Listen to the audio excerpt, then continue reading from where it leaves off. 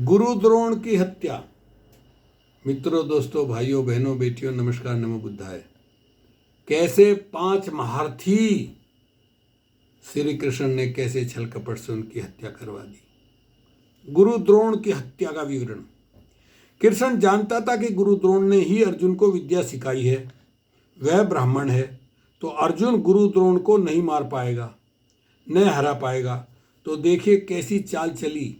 सब प्लान कृष्ण के, यानी भगवान श्री कृष्ण ने प्लान बनाया। जैसे पिता भीष्म के पास गए थे, ऐसे ग्रुप बनाकर युधिष्ठिर को साथ लेकर गुरु द्रोण के पास गए।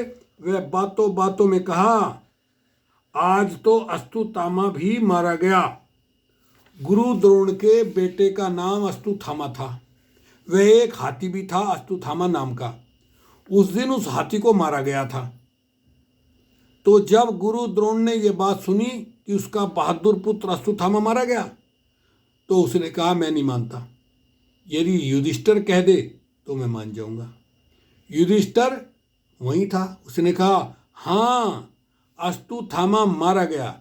इतने में सबने शोर मचा दिया और जोर जोर से चिल्लाने लगे। उस शोर में युधिष्ठिर ने कहा, मगर वो अश्वत्थामा हाथी था। देखिए कैसी चाल। शोर में ये बात गुरु द्रोण नहीं सुन पाया।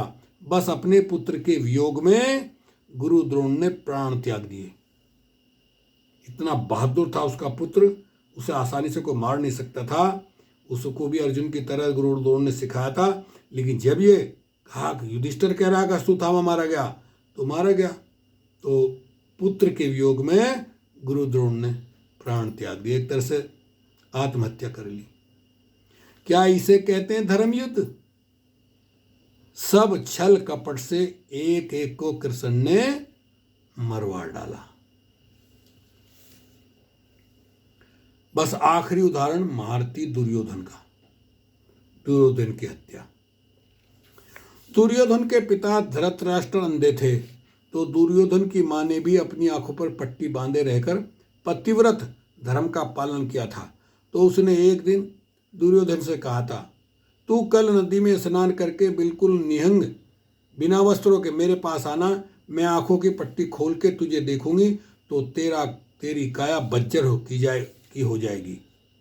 अगले दिन जब दुर्योधन गंगा स्नान करके माँ के पास जा रहा था, तो रास्ते में कृष्ण ने देखा, टोका, अरे अरे अरे ये क्या? अरे वस्त्र नहीं। कि हाँ, मेरी माँ ने कहा है। अरे तो ऐसा करो, वस्त्र मत पहनो, केले के पत्ते ही अपने गुप्तांगों पर बांध लो। बस दुर्योधन चाल समझ नहीं पाया। दुर्योधन ने अपनी जंघाओं को, गुप्तांगों को केले के पत्तों से ढक लिया। वह माँ के पास आया। वह कहा, माँ मैं आ गया। माँ ने कहा, तू निर्वस्त्र है ना? हाँ माँ। जब माँ ने पट्टी खोली तो देखा, अरे ये क्या किया तूने?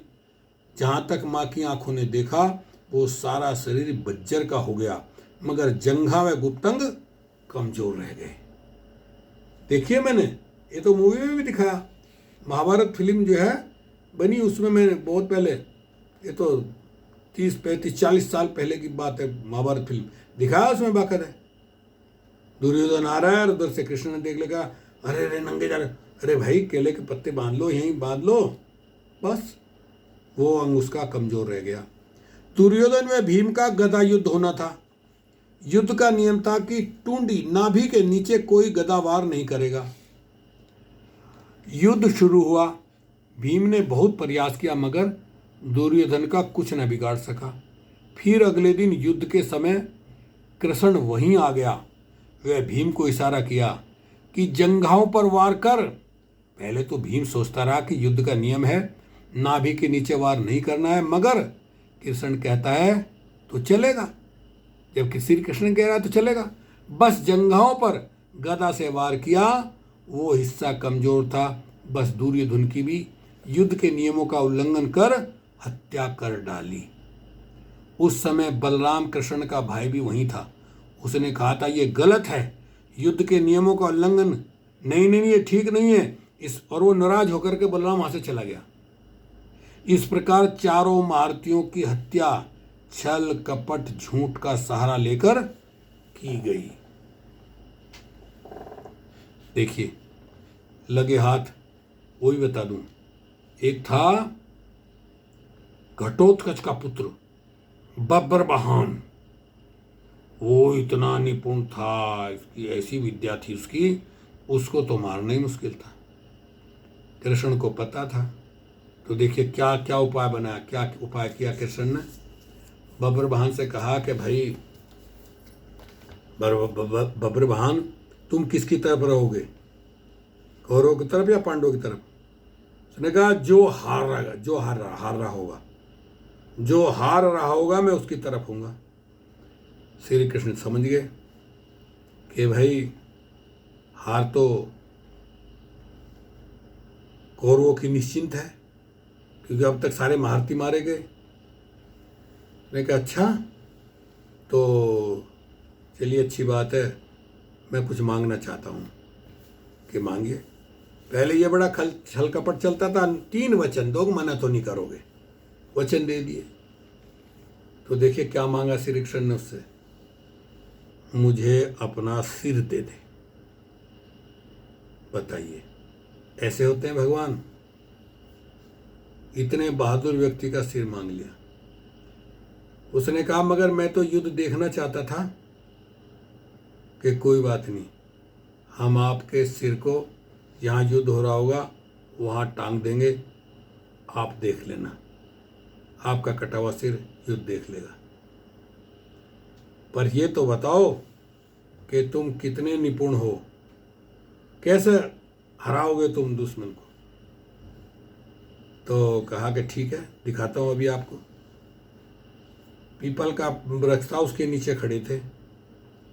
बब्रवाहन ने, घटोत्कच कितना बहादुर था, भीम का पुत्र घटोत्कच, उसका बेटा था बब्रवाहन। उसने अपना एक तीर सिद्धि से चलाया और वो तीर उस पेड़ के पत्तों को बीनने लगा। बीनता जब वो आ रहा था, बब्रवाहन ने कहा, श्री कृष्ण ने एक पत्ता पेड़ के अपने पैर के नीचे दबा लिया कि देखिए आपके पैर को बीन देगा, आपने एक पत्ता पैर के नीचे दबा लिया है। तो उसने पैर हटाया तो वो तीर वहीं जाकर के लगा। श्री कृष्ण समझ गया अगर बब्रवाहन को नहीं मारा गया तो पांडव जीत ही नहीं सकते, इसलिए धोखा छल कपट वचन लेकर के उसका सिर मांग लिया और उसका सर टांग दिया जहां युद्ध हो रहा था। आज भी जो भारत के मूल निवासी हैं, वो जब अपने लड़कों बच्चों की शादी करते हैं तो उसको बोलते हैं मढ़ा गाड़ दिया, उस पर सराई यूं लगा करके मैंने देखा ऐसे टांग देते हैं, तो वो बब्रवाहन का सिर था।